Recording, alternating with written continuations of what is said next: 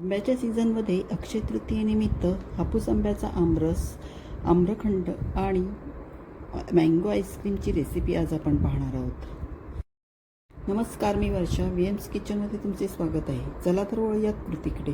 त्यासाठी सर्वात आधी एका भांड्यात पाणी घेऊन थोडे मीठ घालून 2 ते 3 आंबे पाण्यात अर्ध्या तासासाठी भिजत ठेवूया.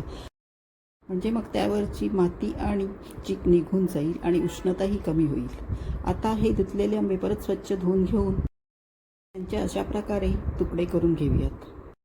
हा आमरस अगदी पसारा न करता सोप्या पद्धतीने आणि झटपट तयार करणार आहोत. त्यासाठी एका भांड्यावर पुरणाची चाळण ठेवून त्यावर ह्या कापलेल्या साली अशा प्रकारे उलट्या ठेवून घासून घेणार आहोत.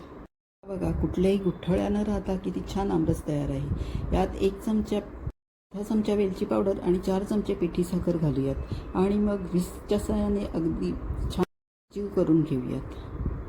आता आपला एकदम अमृतासमान सुमधुर असा आमरस एकदम सोप्या पद्धतीने झटपट असा बनवून तयार आहे. सुमधुर असे आम्रखंड कसे बनवायचे ते पाहूयात. त्यासाठी एका भांड्यावर पाणी ठेवून त्यात घरच्या दह्यापासून बनवलेला 150 ग्राम चक्का घातला आणि मग त्यात तेवढीच पिठी साखर घातली आणि चमच्याने ढवळून गाळून घेतली. त्यात छान रवाळ असे श्रीखंड तयार झाले. आता यात आपण अर्धी वाटी आमरस घालूया आणि मग पाव वाटी केशर काड्या घातलेले दूध घालूयात. आता विस्कच्या साहाय्याने व्यवस्थित एकजीव करून घेऊयात. आता आपले घरच्या साहित्यात बनलेले सुमधुर असे आम्रखंड तयार आहे. वरून सुकामेवा घालून छान सजावट करूयात. आपण पुढे मँगो आईस्क्रीमची रेसिपी पाहूयात.